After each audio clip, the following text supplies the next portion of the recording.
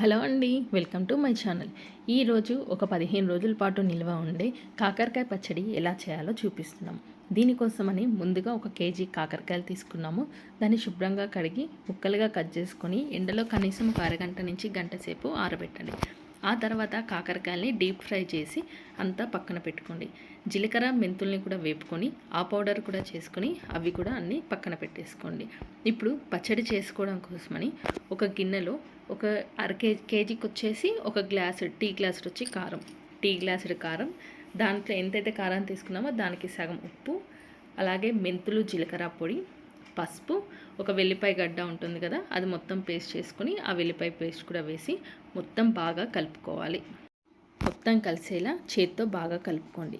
అదే అంతా కలుపుకున్నాక మనం కాకరకాయలు ఏపి పక్కన పెట్టుకున్నాం కదా, ఆ కాకరకాయలు కూడా వేసి ఆ ఉప్పు కారం వెల్లిపాయలు అంతా ఆ కాకరకాయ ముక్కలకి పట్టేటట్టు చేత్తో మొత్తం కలిపేసుకోండి. కిందకి పైకి మొత్తం కలుపుకొని ఆ కాకరకాయకి ఆ ఉప్పు కారం అనేది మొత్తం బాగా పట్టాలి.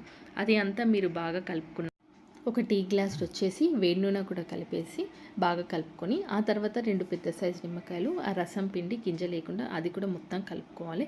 ఆ తర్వాత ఒక ఎయిర్ టైట్ బాక్స్లో పెట్టుకోండి. ఒక 3 రోజులు అట్లీస్ట్ ఊరనివ్వండి, ముక్క అనేది ఊరుద్ది. తర్వాత పచ్చడి తినచ్చు. ఎంతో టేస్టీగా ఉంటుందండి. మీకు నచ్చితే లైక్, షేర్ అండ్ సబ్స్క్రైబ్ చేయండి. అలాగే మమ్మల్ని మా ఛానల్ని సపోర్ట్ చేయండి. Thank you for viewing our channel.